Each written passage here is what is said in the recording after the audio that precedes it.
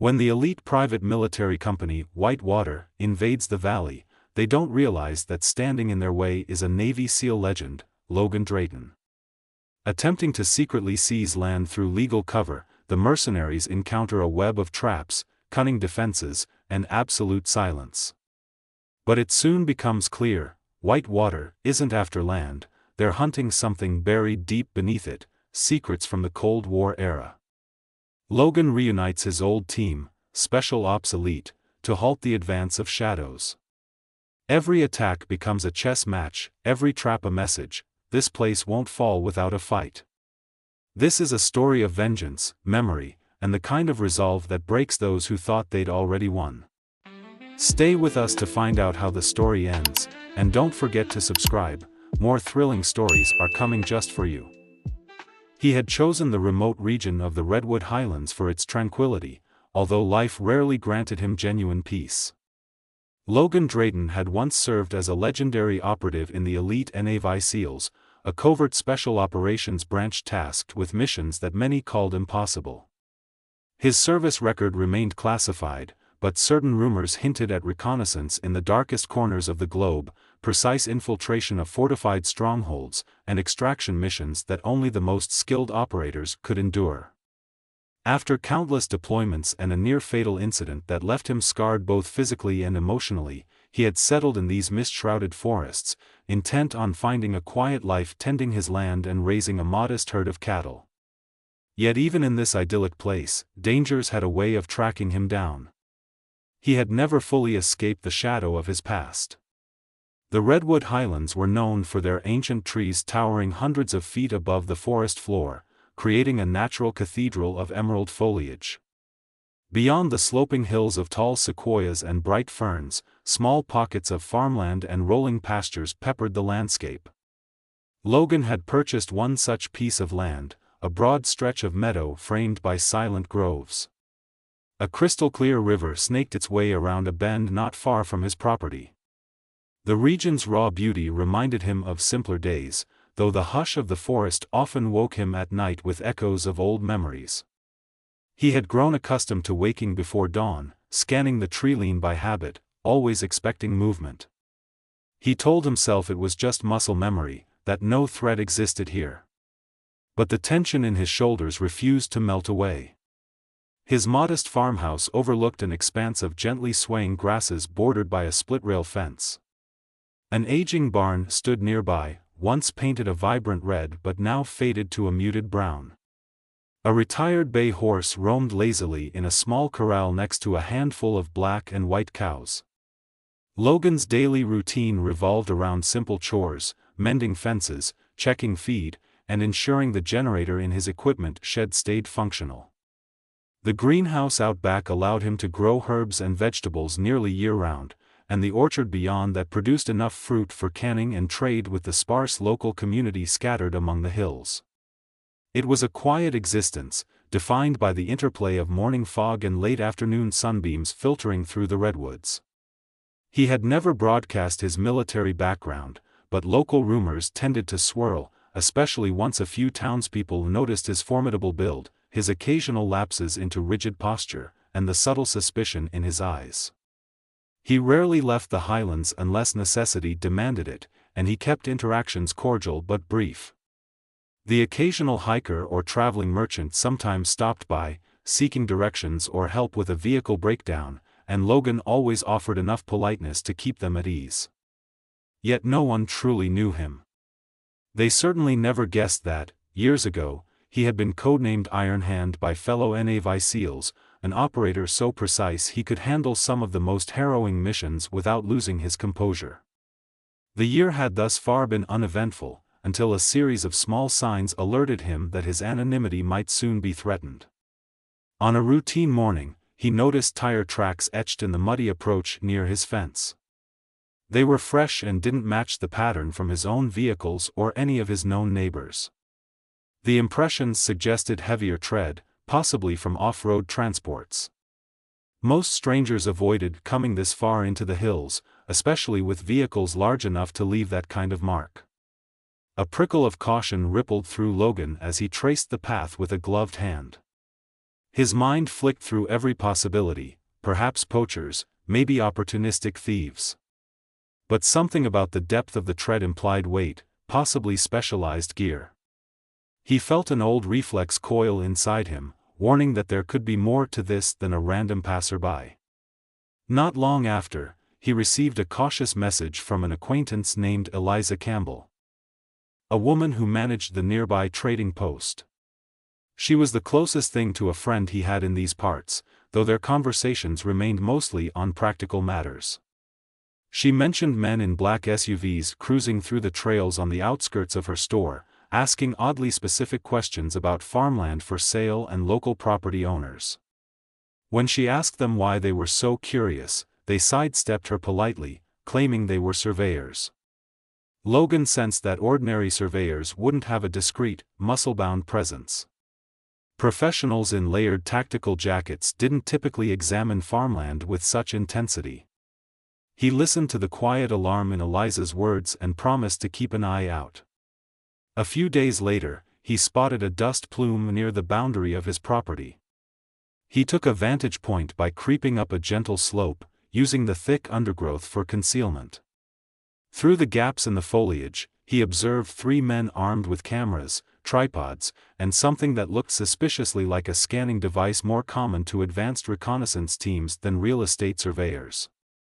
They methodically photographed the terrain, occasionally turning the device on the tree line, as if searching for something hidden. Logan crouched, controlling his breathing, feeling the old discipline return. He quietly memorized their faces, the brand of their boots, the approximate stance they took. They moved like men trained for more than casual photography, spaced out tactically, keeping careful watch on their surroundings. Later that evening, Logan rummaged through a chest in his barn. Beneath layers of dust-streaked tarps lay items from his former life, gear he had sworn never to use again unless absolutely necessary. Staring at the flight goggles, the ballistic vest, and the battered rifle case, he felt his pulse quicken. He still hoped this was a misunderstanding, that they were innocuous enthusiasts with fancy equipment. Yet every instinct told him to prepare. The old scanning device they carried wasn't something one picked up at a local hardware store. Whitewater, a notorious private military company, had used such gear in conflicts across the globe to survey terrain before infiltration. The name echoed in his mind, conjuring images of the many times he had encountered their operatives in covert skirmishes. They were known for straddling the line between legitimate contracts and questionable dealings. If Whitewater truly was trying to establish a foothold in the Redwood Highlands, Logan feared a complex threat was brewing. He recalled how Whitewater had operated in regions rife with conflict, from desert cities to coastal jungles. Their approach always seemed the same: scout an area under some benign cover story, isolate pockets of interest, then move in with overwhelming force. They had the resources to do almost anything, from clandestine extraction to sabotage. The Redwood Highlands might be their next strategic location, or perhaps they had discovered something else in these forests that warranted their infiltration.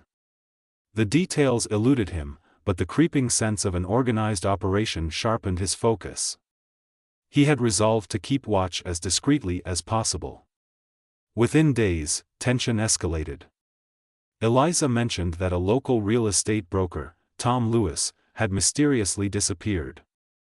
He was known for dealing in land transactions along the outskirts of the Highlands.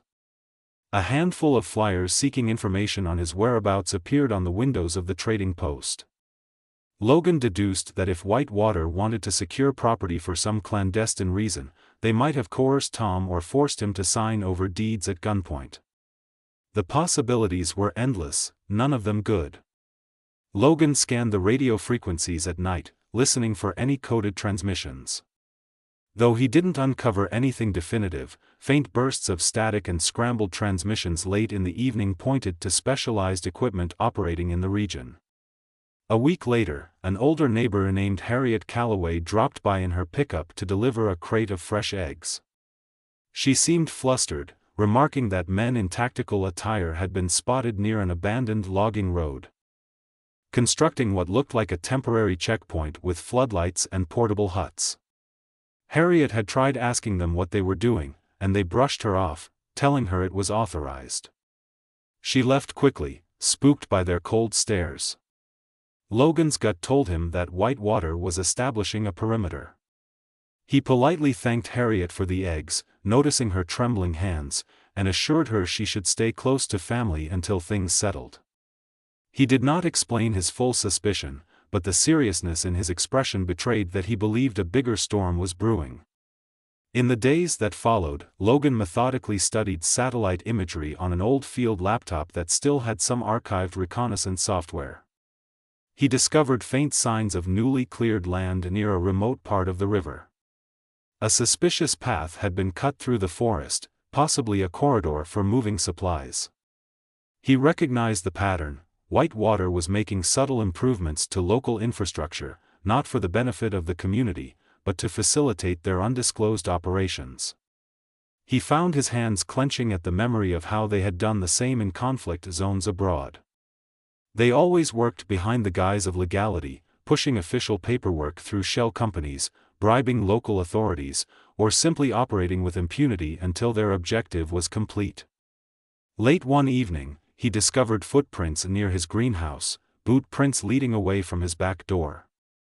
They did not circle the property in any random path, rather, they paused near his living room window, as though someone had quietly observed him from the darkness. Logan froze when he realized that no alarms had been tripped, meaning the intruder knew how to bypass his rudimentary perimeter sensors. This was no casual trespasser. He contemplated the possibility that Whitewater had singled him out, perhaps suspecting that an old war dog might be more capable than the typical farmer. The notion of being watched rekindled the old instincts that had once kept him alive during the most perilous operations. In response, he fortified his property under the cover of night. He concealed motion sensors among the shrubs and placed tripwire alerts around critical entry points. The barn became a disguised command post, with crates of gear moved into hidden corners. He tested an emergency generator that could power the house if someone cut the main lines. He even relocated some of his livestock to a friend's field, reducing potential collateral damage if the situation escalated into open conflict. He remembered the Navy SEAL's motto about readiness for any scenario. Though the Redwood Highlands was far removed from war zones, Logan sensed that ignoring his training would be a grave mistake. Tension continued to mount. He found a folded note stuck under a rock by his mailbox, warning him to consider selling his land. It was typed on paper without a signature, but the style reeked of intimidation disguised as polite request. He let the note burn in the fireplace, the edges curling into black embers. He suspected Whitewater or their agents were testing the waters to see if he would yield without a fight. Any illusions they had about him being a simple country bumpkin would vanish soon enough. As days turned into weeks, rumors circulated that a private force was trying to buy out multiple properties in the region. The old mill by the river, a defunct lumber warehouse at the edge of the forest, and a collection of cabins near the smaller towns had all mysteriously changed ownership. County records, which Eliza discreetly accessed through a friend in the clerk's office, revealed that these purchases were made through subsidiaries with little online presence. Logan recognized the hallmarks of Whitewater's standard approach: break territory into smaller parcels, purchase through front companies, converge them into a single strategic area. They had done so in other parts of the world, carving out bases from farmland or deserted industrial sites. If they built up enough assets here, they could operate with near impunity. Logan's nights blended into a cautious vigilance, scouring the tree line for signs of infiltration. He spent hours in that barn, examining maps, highlighting routes they might use for troop movement, potential vantage points, and blind spots that needed coverage. He tested the old rifle he had disassembled long ago, ensuring every part still functioned with mechanical precision. He was under no delusion that, if Whitewater committed significant manpower, he could hold them off alone. Yet he knew how to stage a defense that could give them pause, especially if he coordinated with a handful of trusted locals. The Redwood Highlands had its share of rugged, independent inhabitants, hunters, trappers, and homesteaders who knew the land intimately. If they united, Whitewater would not find an easy foothold. Word reached him that a couple from a neighboring property had encountered an armed patrol while camping in a secluded grove. The men wore dark fatigues with no visible insignia. They bore the disciplined demeanor of professionals, not random criminals. The couple was warned to leave the area under the pretense of environmental hazards. Terrified, they fled and shared their story only after returning home, clearly shaken by the experience. Logan filed this as further evidence that Whitewater was tightening its grip on the region, establishing quarantine zones to keep outsiders at bay. He realized he needed more definitive proof to sound the alarm beyond the Redwood Highlands. He concealed a small camera with a telescopic lens on a vantage point in the forest canopy, an operation that took the better part of a night. Scaling the old-growth redwood in darkness, he fixed the device in place, aimed it toward the rumored checkpoint. Over several nights, he gathered footage that indeed showed men in matching gear, carrying advanced weaponry, scanning vehicles that passed by. 1 or 2 local trucks were allowed through, but only after tense questioning. Others were turned away. This was no benign surveying crew. They seemed to be enforcing restricted access. Logan had enough evidence to confirm the threat. He faced a dilemma: if he tried to warn authorities, Whitewater's legal shell game and plausible deniability might buy them time to remain. The local sheriff's department lacked the resources or, perhaps, the resolve to face a private military force. The Redwood Highlands had never required a substantial police presence, which left it vulnerable now. Logan understood that a confrontation was inevitable. Whitewater would either coerce locals to abandon their land or force them out if subtle threats failed. He could almost see the final steps: they would transform the region into a fortress disguised as corporate holdings. He determined that, before a showdown could occur, he needed allies. Although he despised the notion of involving others, especially since he had come here for solitude, he recognized that no single individual, no matter how well trained, could repel an organized incursion. Reaching out quietly, he arranged a private meeting with 3 people who had proven themselves trustworthy: Eliza, who understood the local web of rumors and supply lines; Marcus Ortega, a reclusive big-game hunter with a reputation for unwavering courage; and Randall Fox, a retired paramedic who often roamed these hills in his 4-wheel-drive ambulance. They had never seen Logan's entire skill set, but they respected him enough to show up when asked. Logan resolved to share just enough to recruit their help, careful not to reveal the darkest chapters of his service. Well after midnight, Logan prepared his barn. He cleared space, set up a table with an old county map, and placed a single LED lantern on a crate to illuminate the area in a warm glow. The approaching footsteps signaled his guest's arrival. He kept the conversation calm, though the tension in the air was palpable. They listened in uneasy silence as he explained that a private military group was positioning itself in the Highlands, forcing out property owners and establishing control of key routes. He laid out evidence, including grainy photos of armed men patrolling a blockade. He sensed their alarm, but also detected a spark of determination. None of them wanted to see their land stolen or their neighbors threatened. By dawn, they had a rudimentary plan to monitor Whitewater's movements, gathering more proof of misconduct while discreetly warning other trusted locals. Logan refrained from detail about his own capabilities, merely implying that he had relevant experience with operations of this nature. Though the plan required caution, Logan suspected Whitewater would soon escalate. The question was whether they would do so with intimidation or an outright assault disguised as an accident. He mentally prepared for both scenarios, reminding himself that, while he had once thrived in the chaos of covert missions, these people were his friends, or as close to friends as he would allow himself. He could not let them be harmed. A few days passed with minimal visible activity, luring some into complacency. Then, in the early hours of a foggy morning, a flash of fire lit the horizon. The old lumber warehouse near the outskirts burned fiercely. Fire crews struggled to contain it, especially with the remote location. Most speculated that old wiring had sparked the blaze, but Logan suspected sabotage, a statement from Whitewater that they were ready to clear out any structures that didn't fit their plans. The more he analyzed their pattern, the more certain he became that the Redwood Highlands was on the brink of a full-scale takeover.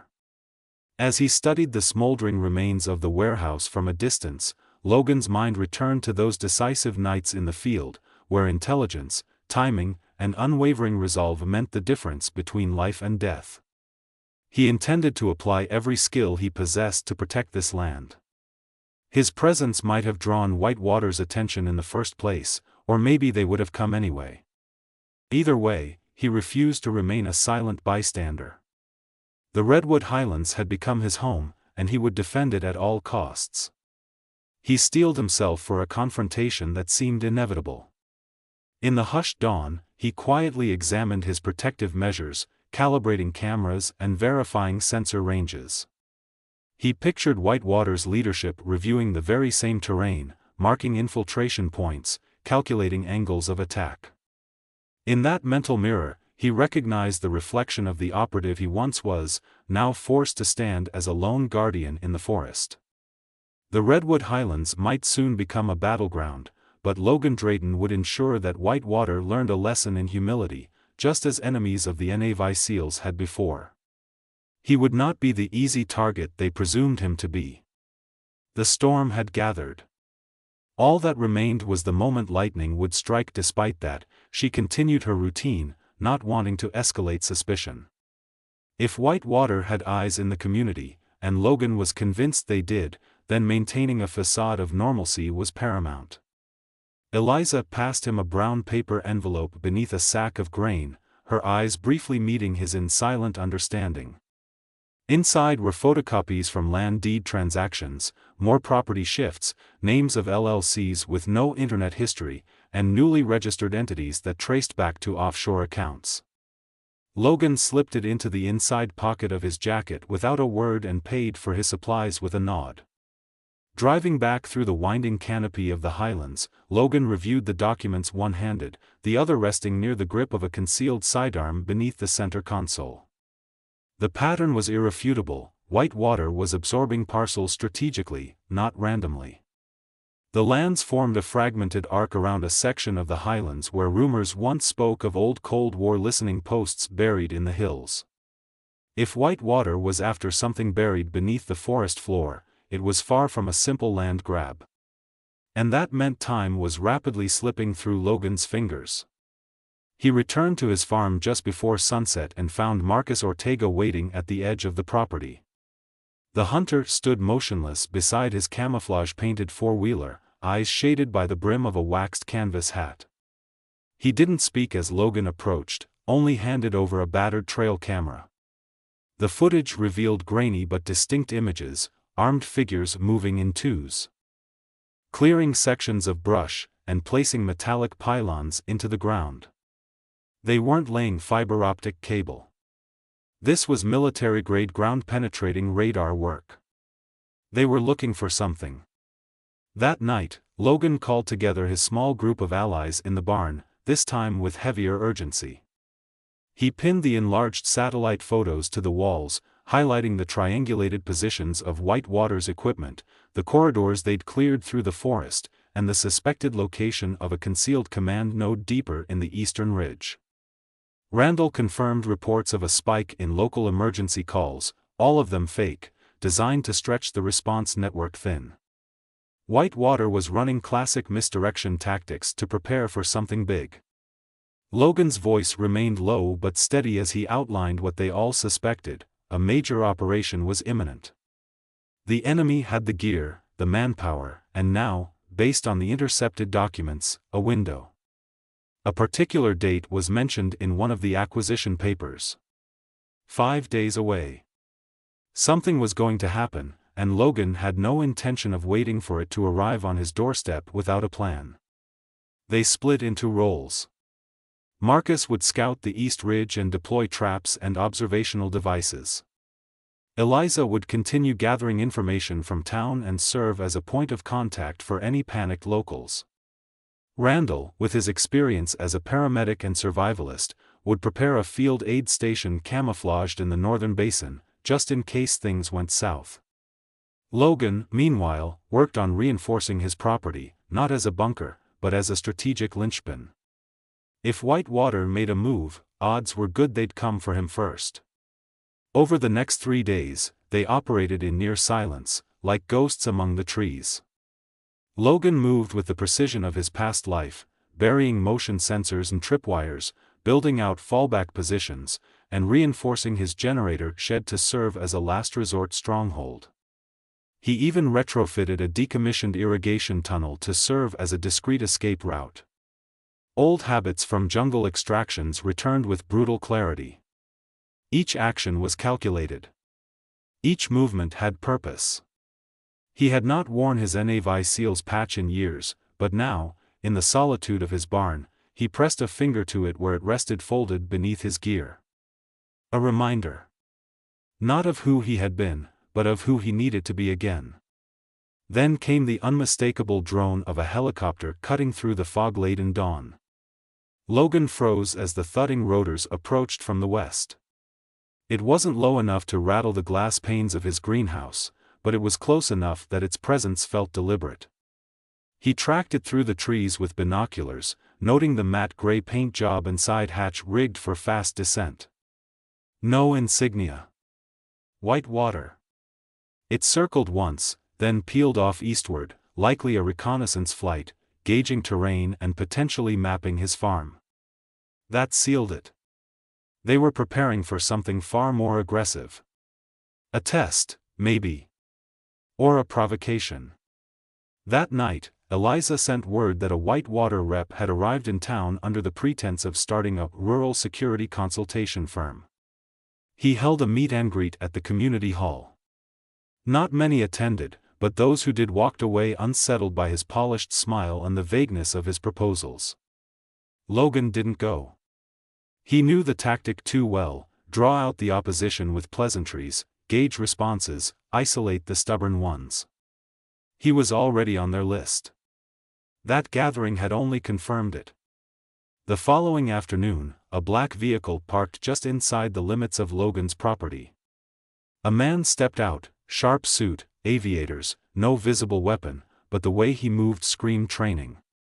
He approached the gate slowly, hands visible, but Logan had already taken position with a rifle resting quietly in the shadows of the porch rafters. The man left an envelope on the fence post, turned, and walked back to the vehicle. It rolled away without a sound. Inside the envelope, a formal offer to buy Logan's land at 3 times its value. No company name. Just a reference number and a burner phone. It wasn't an offer. It was a deadline. Logan didn't bother to reply.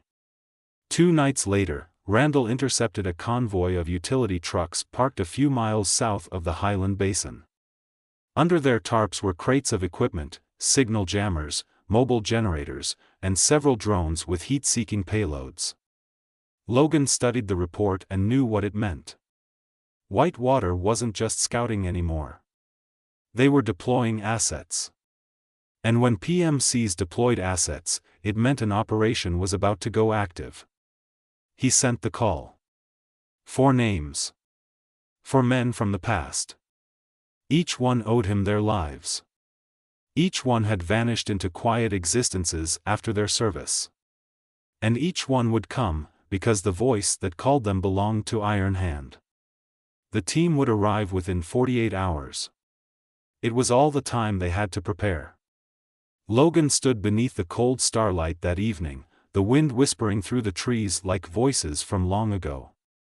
He looked across the valley, across the land that had offered him a fragile peace, and felt a resolve harden inside him like stone. Whitewater had come looking for a quiet acquisition. Instead, they had walked into a war with a man who had spent his life mastering the art of remaining unseen, until the moment it was far too late. The day of the arrival came cloaked in low-hanging mist and a silence that felt unnatural even for the deep stillness of the Redwood Highlands. The birdsong was subdued, the forest quieter than usual, as if the land itself braced for what was to come. Logan stood at the northern edge of his property, waiting by the gravel trail that wound down from the hills. He was dressed not in tactical gear, but in a weathered jacket and boots dusted from hours of patrol. The rifle slung low across his back was the only indication that he anticipated more than a friendly visit. The first vehicle, a matte black SUV that blended perfectly with the woodland shadows, emerged through the trees. No lights. No sound but the crunch of gravel under all-terrain tires. The driver's door opened, and a tall figure stepped out. Cal Dalton. Former recon sniper, once Logan's eye in the sky during urban extractions. Lean, wiry, and lethal with a long-range rifle. His nod to Logan was brief, but held the weight of years of respect. A second vehicle followed. From it emerged Eli Moreno, close-quarters specialist and demolitions expert. His calm, quiet demeanor hid the precision of a man who could build, or dismantle, a structure blindfolded. Behind him was Jonah Riker, a communications expert with a mind built for systems warfare.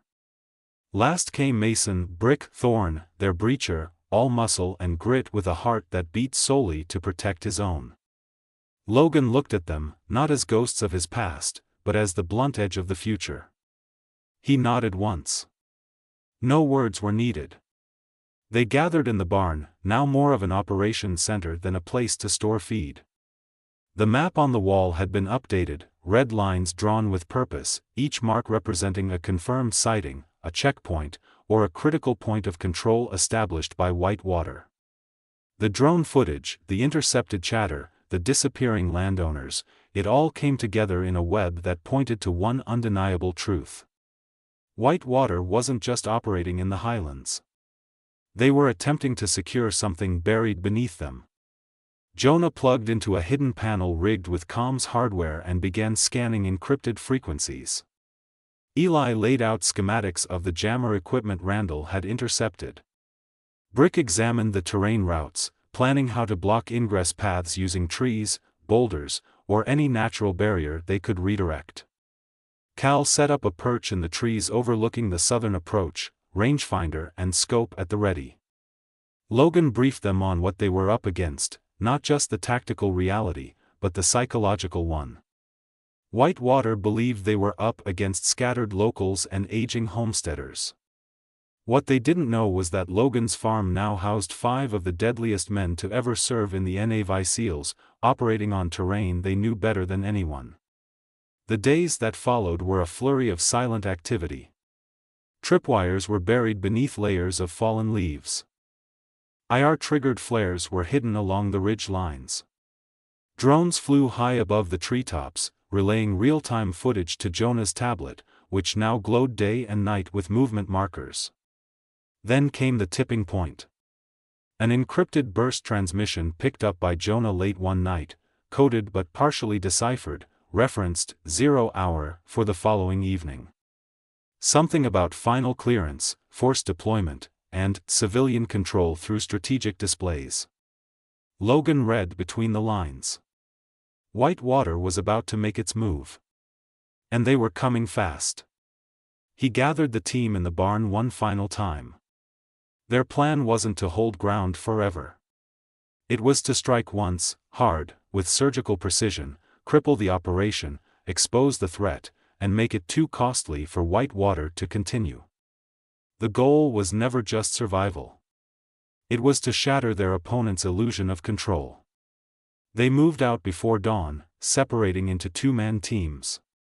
Jonah and Brick headed west toward the communications hub, tasked with planting an EMP burst device Jonah had crafted from salvaged radio parts.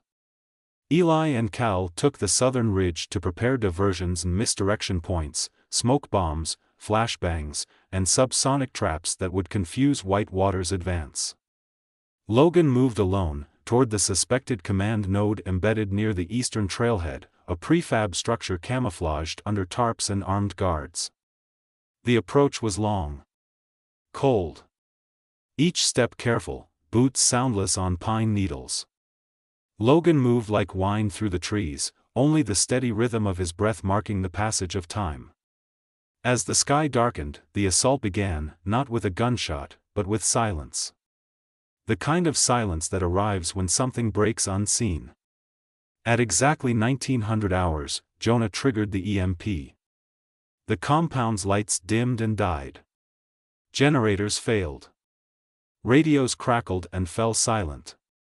And then, all hell broke loose.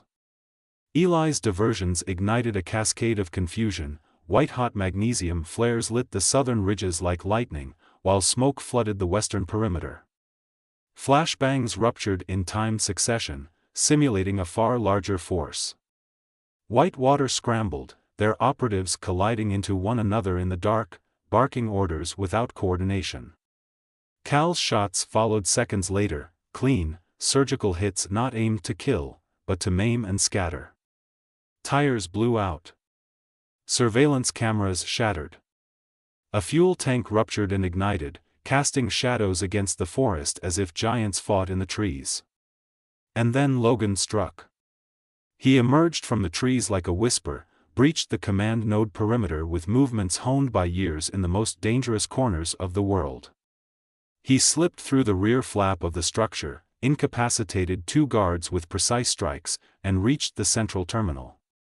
Inside were files, physical, not digital. Maps. Tunnels reports dating back decades. Whatever lay beneath the highlands was old. Buried. Possibly government. Logan photographed everything, stuffed what he could into a satchel, and planted a final time device on the console. As he retreated into the woods, the detonation rolled through the valley, not violent, but resonant, like the collapse of something ancient. By the time Whitewater regrouped, the damage had been done. Their command structure was in chaos. Their supplies crippled. Their communications severed. And the legend of Ironhand had returned to life. Logan regrouped with his team at a prearranged fallback site several miles northeast of his farm. No one spoke for a long time. Just the wind through the trees, the hush of leaves shifting in the darkness.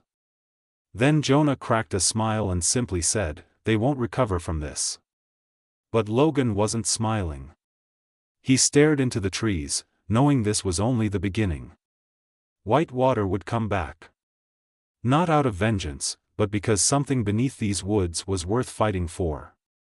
And whatever it was no longer their secret alone. Plumes of smoke still curled lazily from the ridge. The charred remains of Whitewater's command node sent a message far louder than any declaration of war. The air was thick with tension, not fear, but something deeper. Older.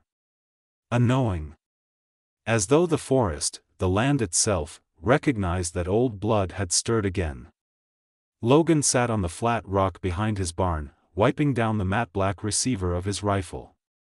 His hands were steady, but his eyes were fixed on a line of trees beyond the orchard, where the fog hadn't yet lifted. The soil there had been disturbed. Not by boots. By machines. Days ago, it might have been missed. Now, it screamed with implication. He hadn't said a word to the others yet, not even to Cal or Eli, but something about Whitewater's operation gnawed at him harder than even their aggressive tactics. The files he'd extracted from the command node weren't just tactical blueprints or property lists. They referenced something deeper, both literally and historically. Cold War installations, test bunkers, even mentions of Project Gideon, whatever that meant, buried within a maze of acronyms and redacted lines. One thing was clear, Whitewater hadn't come for territory. They had come for what was under the highlands. Mason Thorne joined him silently, handing over a mug of strong black coffee. He didn't ask what Logan was thinking. He knew that look.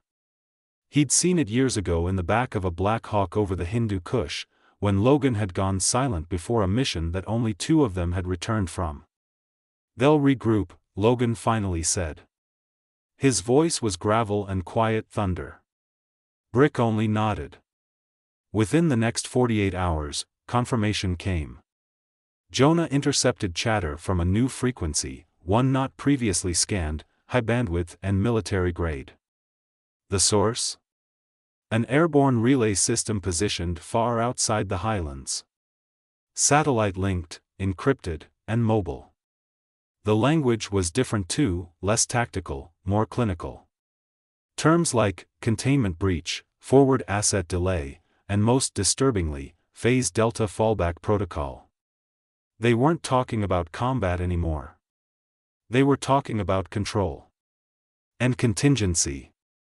Jonah triangulated the source of the ground signal, a forward base being assembled roughly 15 miles north of the original compound, hidden beyond an old landslide-locked access road.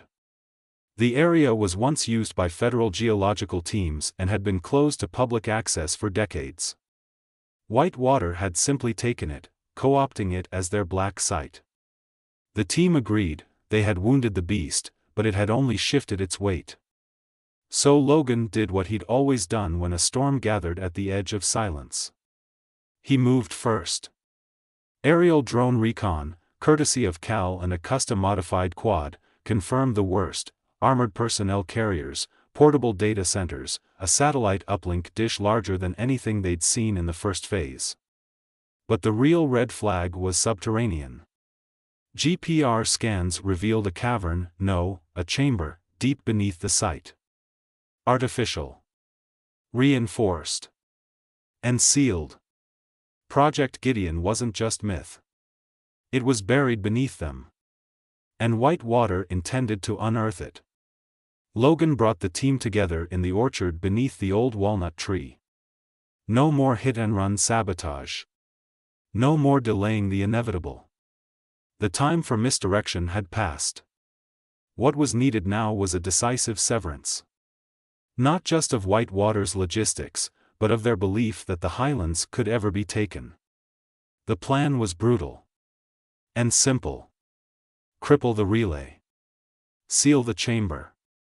Disappear before the dust settles. Jonah had a theory: the data center's dish uplink was vulnerable to interference, not from EMP, but from signal feedback. A carefully calibrated spike, looped through a redirected microwave relay, could cascade through the relay's firmware, corrupting their entire system and potentially frying hard drives linked to real-time backup. But to do it, they'd have to get inside the base perimeter. Eli and Brick would run the breach. Cal would provide overwatch from the southeastern ridge. Jonah and Logan would go in. They launched at dusk 2 nights later. The forest moved with them, an unspoken partner. The old trees swayed with just enough noise to cover their steps. The underbrush seemed to absorb their scent. It was as if the Highlands understood what was at stake. Cal reached his nest first, calling out 2-man patrols every 15 minutes with hand signals over encrypted comms. Eli and Brick moved like shadows, placing breach charges on a supply door near the server structure.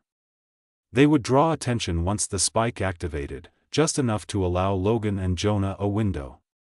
Inside, it was surgical. The two slipped through the infrastructure like surgeons in a bloodstream, Jonah clutching a pulse case rigged with a custom spiked signal. Logan covered every turn, his suppressed rifle never raised without necessity. They made it to the central terminal, the beating heart of Whitewater's operation. Jonah plugged in the device. Static flared. Then came the scream. Not mechanical. Human. From somewhere below them. They froze. Then again, deeper. Muffled. Agonized. Jonah's hands hovered over the kill switch. Logan moved instinctively, scanning the room for access points, and his eyes landed on an elevator panel. Locked. Restricted. But active. The sublevels were real. And occupied. They had a choice. Blow the relay. Or descend. Logan didn't hesitate. The elevator whined and opened into pitch black. Jonah cursed under his breath, but followed. They descended into cold silence, the kind that lived in bunkers untouched by light or memory. At the bottom, fluorescent strips flickered on. What they saw wasn't a lab. It was a vault. Rows of cryo-containers. Power conduits humming. And in the center, a suspended stasis pod. Logan approached. Inside, suspended in fluid and light, was a man. Or something like one. Scarred. Marked. Wounds stitched by technology. A harness embedded in his spine, breathing slow, deliberate. Labels ran along the glass, Gideon, 3. Classified. Level Omega clearance only. Before Logan could speak, alarms wailed. Jonah triggered the kill switch. The spike surged. Up above, the base went dark. Explosions echoed distantly, Eli and Brick doing their part. But down here, the pod stayed active. And the figure inside opened his eyes. Logan raised his weapon, but the figure didn't move. The vitals spiked, then steadied. Artificial voice protocols echoed through the vault, warnings in multiple languages. Jonah began pulling cables, smashing control nodes. They couldn't let Whitewater get this thing out, whatever it was. Whatever it had been made to be. They set charges. Timed for 3 minutes. They reached the surface with 20 seconds to spare. The blast thundered through the valley, ripping open the earth, collapsing the vault with the roar of buried history. Fire rose into the sky, and with it, the last remnants of Project Gideon. The team retreated under cover of chaos. Smoke covered their exit. Cal picked them off the tree line and guided them through back routes to safe ground. By morning, Whitewater's new base was offline. The satellite relay had gone dark. The subchamber, gone.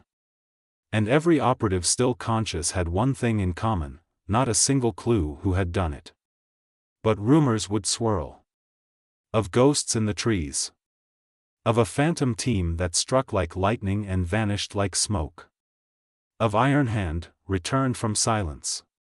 And Logan Drayton, sitting once more beneath the walnut tree, sipping coffee from a steel mug, knew one thing for certain, they would be back. But this time, so would he. The morning after the destruction of Whitewater's forward base unfolded like a dream filtered through ash and silence. A pale fog clung low across the ground, curling over broken branches and scorched earth like ghost fingers tracing the outlines of a war no one would publicly acknowledge. From the ridges to the ravines, the Redwood Highlands stood still, as though the land itself was holding its breath, uncertain whether peace had returned or simply stepped aside for a deeper storm. Logan Drayton moved through the trees without sound, his silhouette blending with the trunks, eyes always moving, always listening. The mission was over, at least in the physical sense. Gideon, 3 and the buried vault were gone, consumed by fire and collapse. But something remained unsettled in him, not fear, not even doubt, but the electric edge of instinct honed across decades of conflict. That thing in the pod had opened its eyes, had stared out with recognition or memory, or worse, awareness. He couldn't shake the feeling that they hadn't destroyed it. They'd only buried it deeper. Back at the farm, the others had settled into a rhythm of recovery. Jonah was patching the comms array, re-establishing secure channels using spare parts from the destroyed relay. Eli was in the workshop, modifying sensors to detect not just human movement, but energy surges of unknown origin, an idea none of them would have taken seriously weeks ago. Cal, ever quiet, patrolled the perimeter with that same steady, unshakable presence, his rifle slung over one shoulder and his mind already anticipating the next move. Brick reinforced the access road using fallen timber and camouflaged it beneath moss and undergrowth, turning the property into a hidden fortress without losing its natural charm. They all knew what was coming, even if they didn't speak it aloud. The strike hadn't ended anything. It had simply lit the fuse. Whitewater wouldn't go to the authorities. They couldn't. Admitting they were running a black operation on U.S. soil, using shell companies, coercing landowners, and unearthing classified Cold War secrets, would burn every contract they held across the globe. But they would retaliate. Not with lawsuits or political maneuvering. No, they would send another force. More covert. More prepared. Likely detached from their standard ranks, this next wave would come as shadows, contractors who didn't wear flags, didn't ask questions, and didn't leave survivors. And this time, they'd bring with them the full weight of what was left of the Gideon program, whatever that truly was. Logan wasn't waiting. He called a quiet meeting in the orchard. No war council, no dramatic speeches. Just 5 men standing beneath the spreading branches of an old tree, where generations of quiet had grown.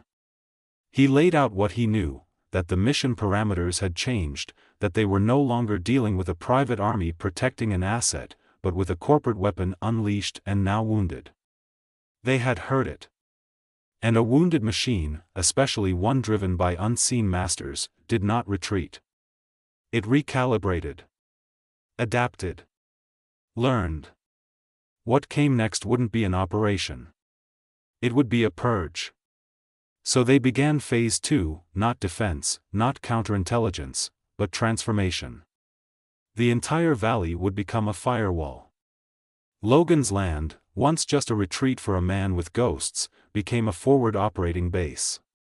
Not a fortress in the traditional sense, there were no guard towers, no artillery, but rather a living network of sensors, natural cover, choke points, and deception. Locals who once considered themselves nothing more than farmers, hunters, and craftsmen slowly folded into the web, trained quietly, assigned routes and signals and fallback points. Families began installing coded radios, passing messages in the guise of weather reports or livestock updates. Children were taught not fear, but awareness, how to listen for drones, how to identify engine sounds, how to tell the difference between silence and a silence that was wrong. It wasn't paranoia. It was preservation. Over weeks, the highlands changed. Logan's network expanded to neighboring ridges. A hunter's cabin became a relay point. A fishing shack on the lake doubled as a surveillance blind. Old hiking trails were rerouted subtly, the signs replaced with misleading markers. What appeared to be a sleepy, rugged countryside slowly morphed into a theater of layered deterrence. No barbed wire. No flashing cameras. But watchful eyes behind every leaf. Ground that whispered back when it was touched. The kind of environment where an outsider wouldn't just be seen, they'd be judged, tracked, and decided upon long before they reached a doorstep. And then came the scout teams. They didn't arrive all at once. They came in ones and twos. Clean-shaven, polite, government-badged when necessary. Surveyors. Inspectors. Ecologists. All with valid credentials, rental cars, clipboards. But their boots were wrong. Their eyes too sharp. Their questions too practiced. Logan never engaged directly.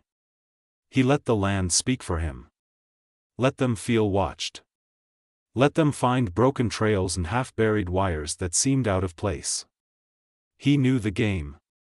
Make them unsure. Make them doubt their intel. Make them question whether this place was worth the cost of taking. Still, he felt the noose tightening. Late one night, Logan stood on the overlook ridge, scanning the valley below with thermal optics. In the far distance, beyond the reach of standard drones, he caught a flicker, just a flicker, of something moving against the grain of the forest. Not a man. Not a patrol. Something smoother. Controlled. An autonomous unit, possibly a recon rover.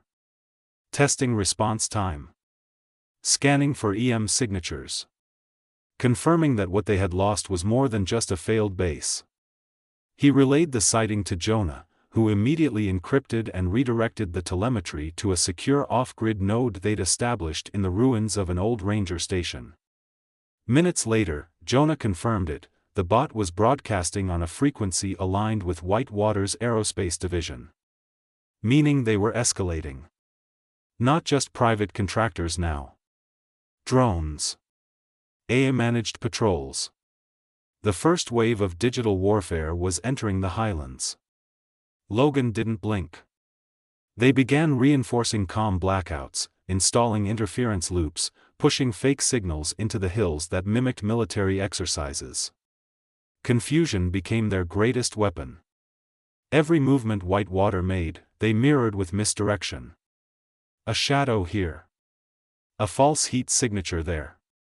By the time the drones returned to their handlers, the data they delivered told a story of an uninhabitable zone, unstable and useless. Logan understood it wouldn't hold forever. But it might buy them days. Maybe even weeks. The others adapted. Eli started building decoys, man-sized silhouettes filled with heat packs and lined with bone-density foam to trigger false positives. Brick-rigged remote-triggered rockslides across the old service road to simulate geological instability. Jonah escalated his network interference to mimic solar flare disruptions. They weren't fighting a war of bullets. They were waging a war of perception. Every doubt they seeded in Whitewater's command chain delayed the next strike. And every delay gave the Highlands more time to breathe. But even in the silence, Logan could feel it building. A second strike was coming. He could feel it in the tremor of the air just before dawn. In the way the crows shifted direction all at once. In the stillness of the river, like it too was listening for the sound of boots. He sat alone one night in the barn, sharpening a blade that hadn't been drawn since Kandahar. The edge glinted in the soft light of a single hanging bulb. Outside, the world turned quietly, but his mind moved through every possibility, every entrance, every contingency. He remembered the vault. The man in the pod. The unspoken project whose very name had made generals whisper. Whatever Gideon was, it had been preserved for a reason. And now, its guardians had been provoked. That wasn't a failure. That was a message. As he cleaned the blade, he thought not of battle, but of consequence. Of what it meant to stand between a shadow and the people who still believed the world was simple. He had once been a weapon. Now, he was something else. Something older. More deliberate. The Highlands would hold. Not because he demanded it. But because they had chosen it. And when Whitewater returned, when their satellites refocused and their Black Ops teams dropped into the mist, they would find not a valley. They would find a phantom. Waiting. Watching. And prepared to bury their secrets beneath roots that ran deeper than memory. The rain came unannounced, as it often did in the Highlands, thick, cold, and relentless. It seeped into the moss, rolled down the trunks of ancient redwoods, and whispered across rooftops like the distant hum of trouble. Logan stood beneath the overhang of his barn, arms crossed, watching water streak through the muddy trenches his team had carved days prior. They weren't just for drainage anymore. They were channels. Routes. Hidden pathways beneath the soil, masked as erosion but engineered to control movement. Direct it. Delay it. And, if needed, drown it. Since the vault's collapse, the Highlands had shifted into something not quite war-ready but far from civilian. Every local still on their land had been quietly woven into a system of protocols and fallback routines. Not everyone knew what they were protecting against. Some assumed it was a militia threat, others whispered about drug runners or mercenaries. But no one asked too many questions. The way Logan saw it, sometimes belief was more powerful than understanding. He wasn't building an army, he was building resilience. Cal had returned from a recon sweep the previous evening with footage that chilled even him. At the outer rim of their buffer zone, several bodies had been found, dressed in civilian clothes, all shot cleanly, double taps to the chest, one to the head. No IDs. No comms. No gear left behind. Just corpses, lined up like a warning. It wasn't local violence. It was message work. Professional. Controlled. Likely done by an internal Whitewater purge squad. Burn the assets. Erase the trail. And keep moving forward. What unsettled Logan wasn't the bodies. It was the direction they were facing. All of them, without exception, were positioned toward the highlands. As if watching. As if bearing witness. Jonah intercepted a ping that same night, brief, faint, but unmistakable. A low-orbit satellite passed overhead, its signature familiar to old naval reconnaissance grids. It wasn't active long. Just a flash of signal. But it was enough. They were scanning. Which meant someone, somewhere, was still very interested in what had been lost beneath the forest. The next morning, a convoy was spotted far to the east, a quiet column of 4 matte trucks, no markings, moving off-road along a dried riverbed. Eli and Brick watched them from a concealed ridge, logging their route, noting the odd spacing and support drone overhead. These weren't recovery teams. These were initiators. Advanced tacticals. Likely reconnaissance elements for a re-entry operation.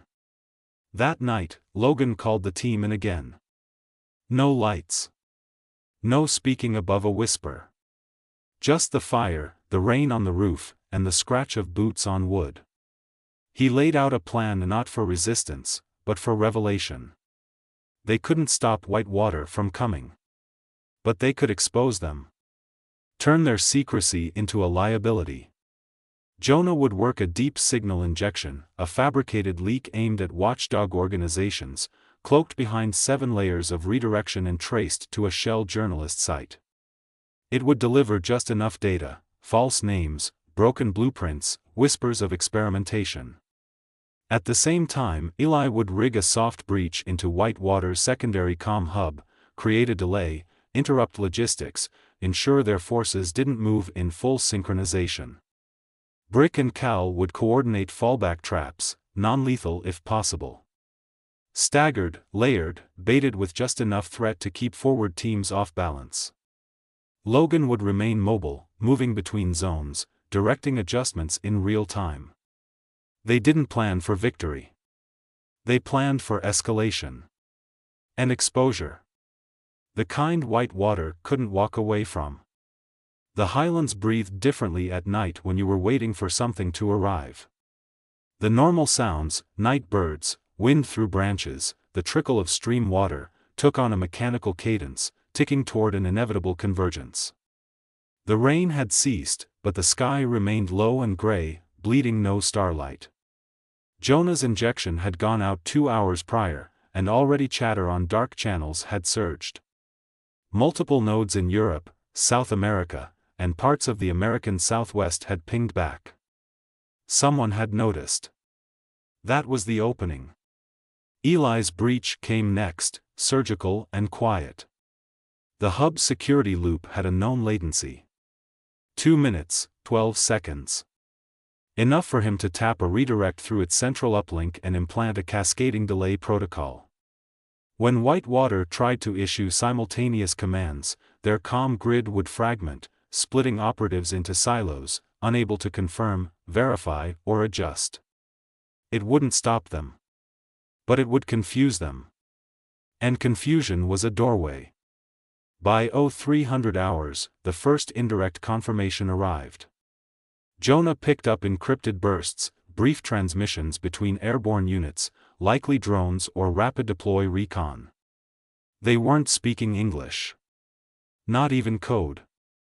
A mixture of encrypted burst commands and what Jonah described as adaptive speech modules. AI-assisted interpretation systems, designed for operators trained to take orders without understanding them.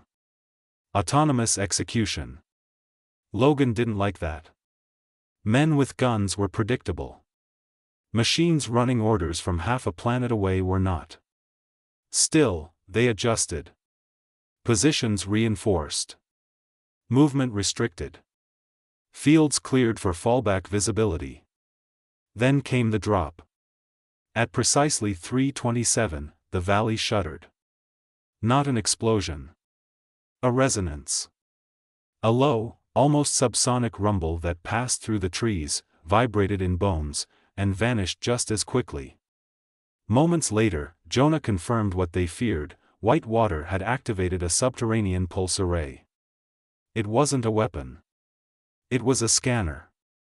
And it was searching for something beneath the highlands. Whatever had been buried, whatever remnants remained of the Gideon vault, they wanted it back. Logan moved immediately. He and Cal flanked the west ridge, advancing toward the old Ranger trailhead where they'd buried the signal decoys. Eli and Brick dropped to support positions, laying out magnetized charge triggers, enough to disable, not kill. Jonah remained at base, maintaining comms, rerouting signal noise to mask movement. And then, like ghosts in fog, they arrived. 6 men. Black gear. Modified armor.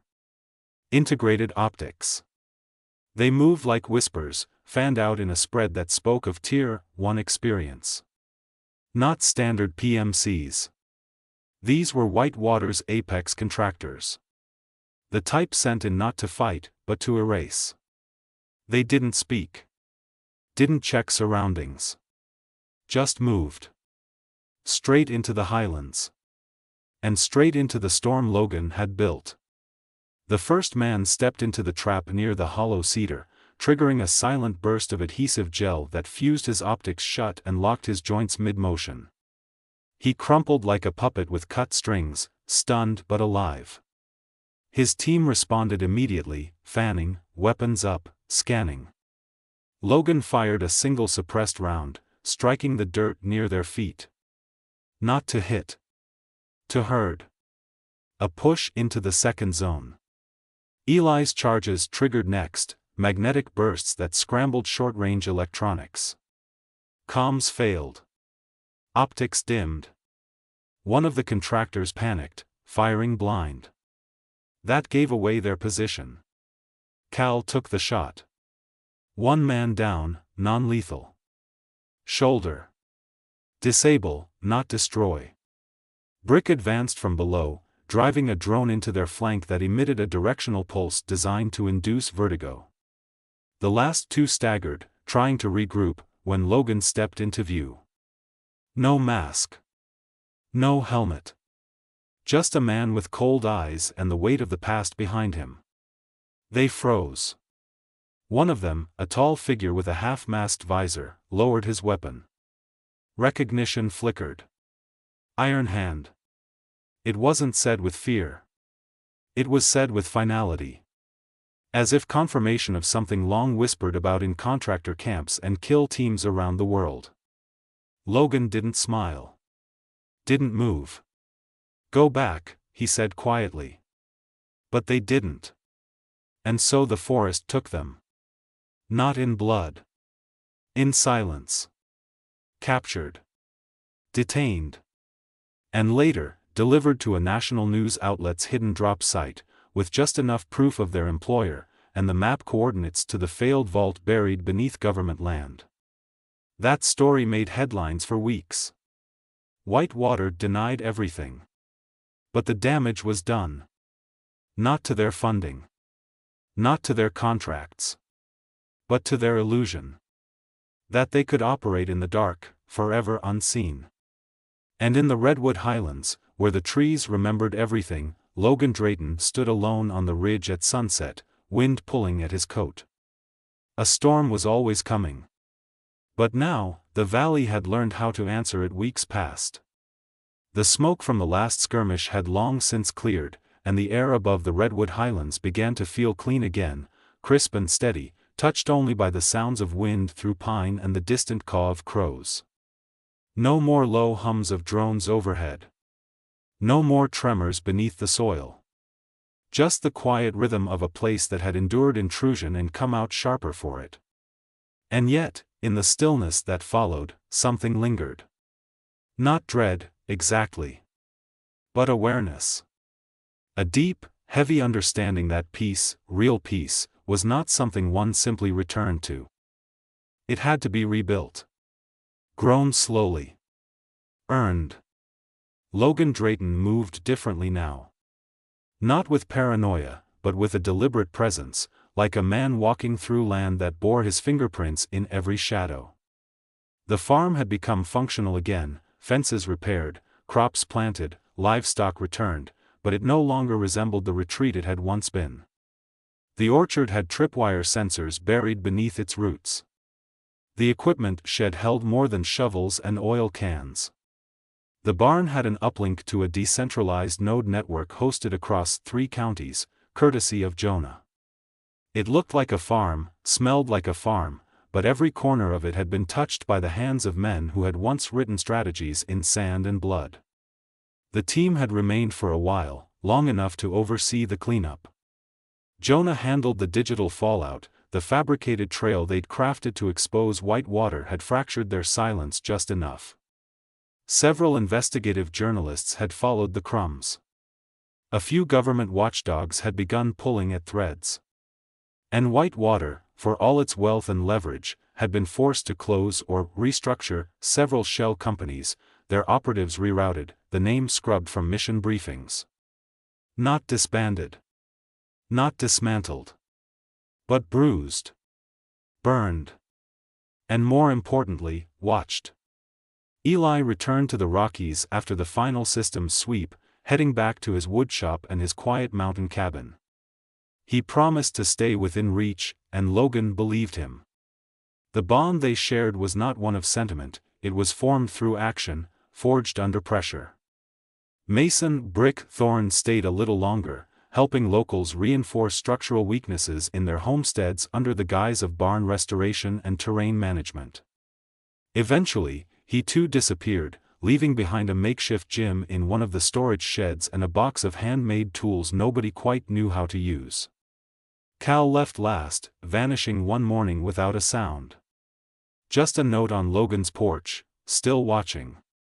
"You'll never see me, but I'll see them." And Logan? Logan remained. Not because he had to. Because he chose to.